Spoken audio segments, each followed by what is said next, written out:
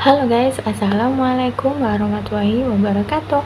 Welcome to my channel Sahabat Beja Belajar Hidup dari Jalan Cerita.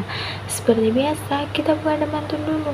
Jalan-jalan ke Surabaya, jangan lupa beli terapi aku. Jumpa lagi dan Ananda Lika. Terima kasih sudah mampir di channel aku. Kali ini kita akan bahas salah satu tokoh Islam yang berpengaruh.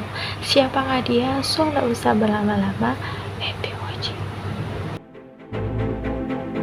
Yaps Al-Farabi memiliki nama lengkap Abu Nasr Muhammad bin Uzalat bin Tarkan Al-Farabi, atau lebih singkatnya yaitu Abu Nasr Muhammad, atau lebih singkatnya lagi yaitu sering disebut Al-Farabi. Nah, beliau juga memiliki nama Latin yaitu Alfarabius.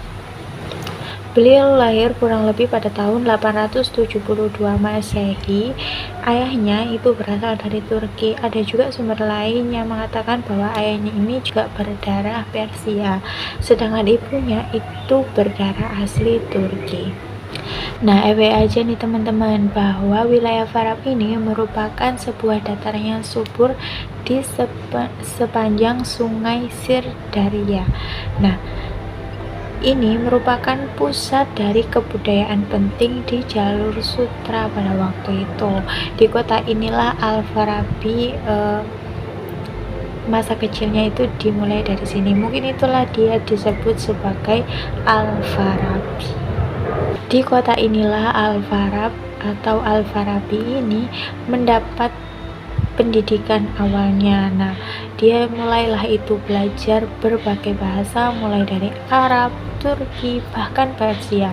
Di pendidikan awalnya, ia juga mulai belajar nih ilmu Al-Quran, aritmatika dasar, kesusastraan, kemudian bahkan ilmu-ilmu agama lainnya seperti ilmu fikih, kemudian tafsir, dan juga ilmu hadis. Al-Farabi mulai melakukan perjalanan ke Bukhara, Samarkand atau Merv dan Balkh pada usia 40 tahun. Nah, di sana ia kemudian berguru kepada Yuhana bin Haylan yang merupakan seorang Nestorian. Bersamanya Al-Farabi belajar mengenai ilmu-ilmu logika.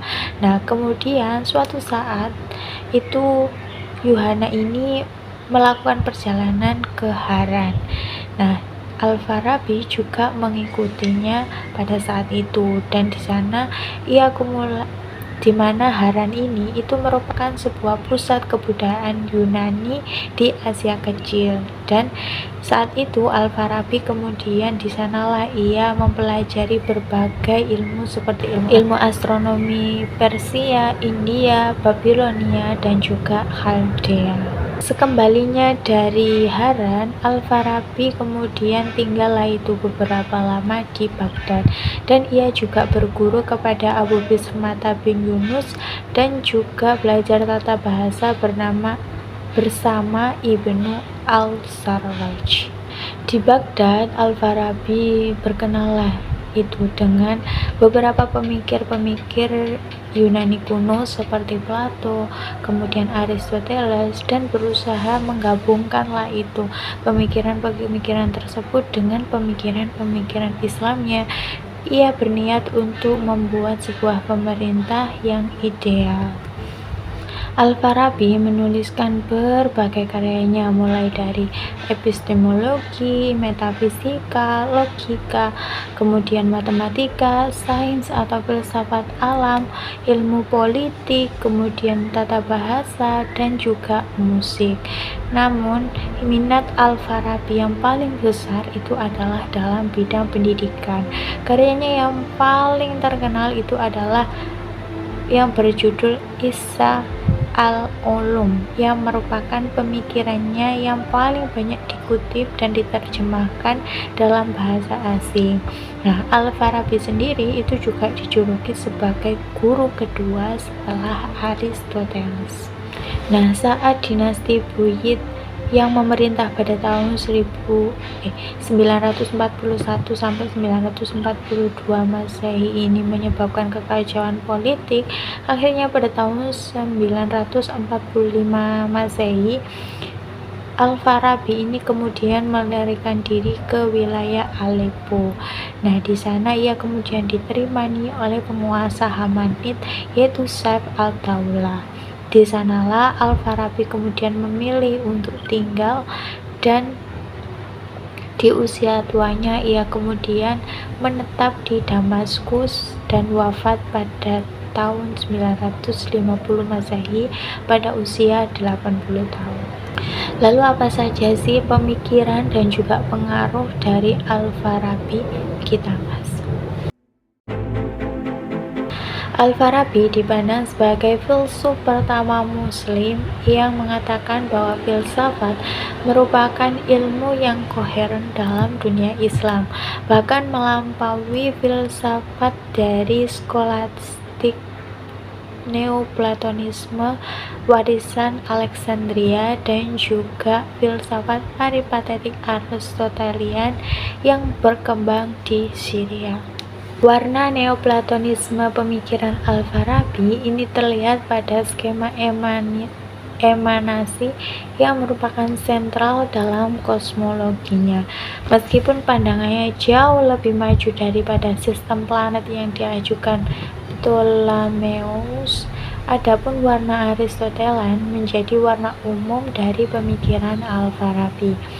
Bukan saja terlihat dari banyaknya komentar atas berbagai karya Aristoteles, tetapi juga terlihat dari pengajaran logikanya yang sepenuhnya berwarna Aristotelian.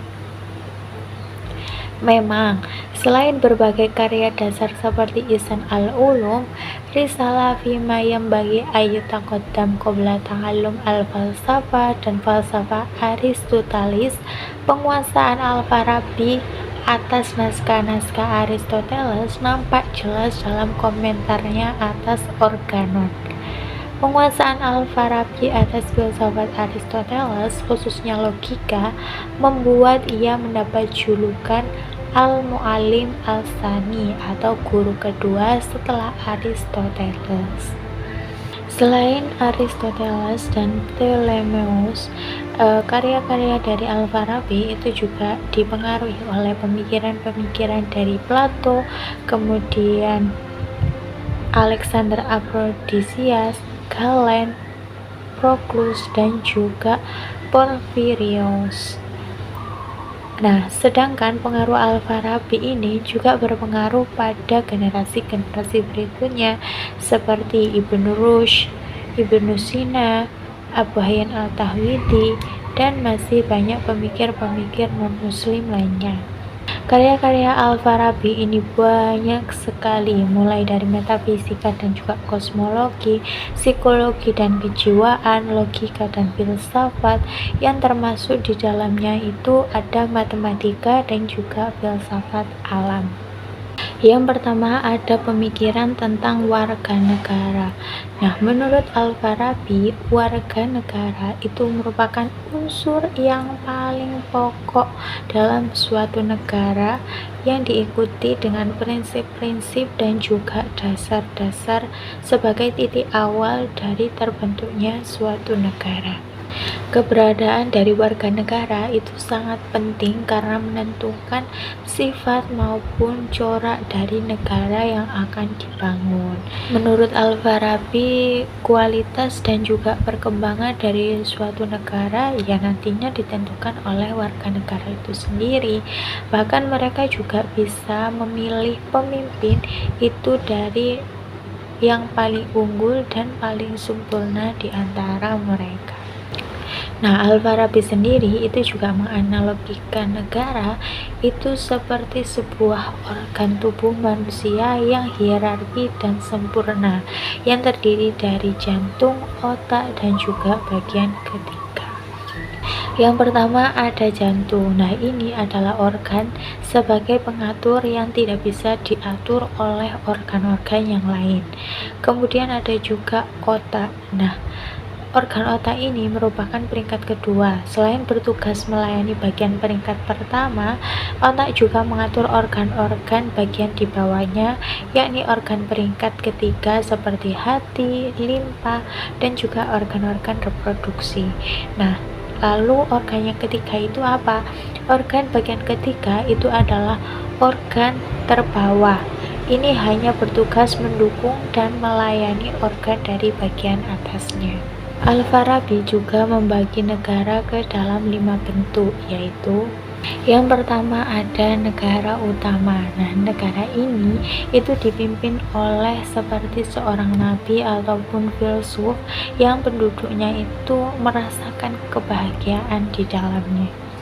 Yang kedua ada negara-negara bodoh. Nah, ini itu penduduknya tidak mengenal kata bahagia atau tidak merasakan kebahagiaan sama sekali. Kemudian yang ketiga ada negara-negara orang fasik. Nah, ini sebenarnya orangnya itu mengenal kebahagiaan, namun tingkah laku penduduknya ini sama seperti negara-negara bodoh. Yang keempat ada negara yang berubah-ubah. Nah, ini awalnya penduduknya itu memiliki pemikiran seperti negara-negara utama, namun kemudian mengalami kerusakan. Kemudian yang terakhir ada penduduk yang negara sesat. Nah, ini warganya itu tidak mengetahui apapun, tetapi mereka itu membohongi dan menipu warga-warga yang lainnya. Kemudian yang kedua ada pemikirannya mengenai seorang pemimpin.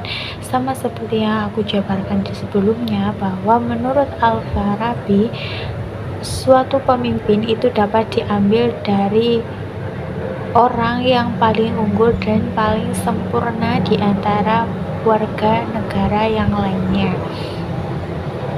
Ditambah lagi, menurut Al-Farabi, pemimpin ini juga harus memiliki karakter seperti mirip seorang nabi, di mana dia ini memiliki jiwa dan juga kemampuan fisik, yaitu rasionalitas dan spiritualitasnya seimbang. Nah, semasa hidupnya Al-Farabi ini banyak sekali menghasilkan karya. Nah, jika ditinjau dari ilmu pengetahuan, ada beberapa karya dari Al-Farabi yang cukup termasyhur. Di antaranya ada Al-Madinah Al-Fadilah, Al-Is'aul Al-Iqa, kemudian ada juga Kalam fi Al-Musiqi, Isaul Ulum wa Tariq bil Al-Rodiha, Jawami Al-Siasa, dan juga Al-Musiqi Al-Kabir, yang di dalamnya terdapat pemaparan tentang dasar musik, teori, dan juga praktiknya. Yaps, itu tadi teman-teman sedikit sejarah mengenai kisah perjalanan dari Al-Farabi dan juga karya-karyanya. So, gimana menurut kalian? Atau mungkin ada yang belum aku cantumkan, boleh kalian tambahkan di kolom komentar di bawah.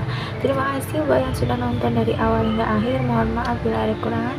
Seperti biasa, jangan lupa like, comment, dan subscribe, dan jangan lupa tekan tombol loncengnya. Terima kasih. Wassalamualaikum warahmatullahi wabarakatuh.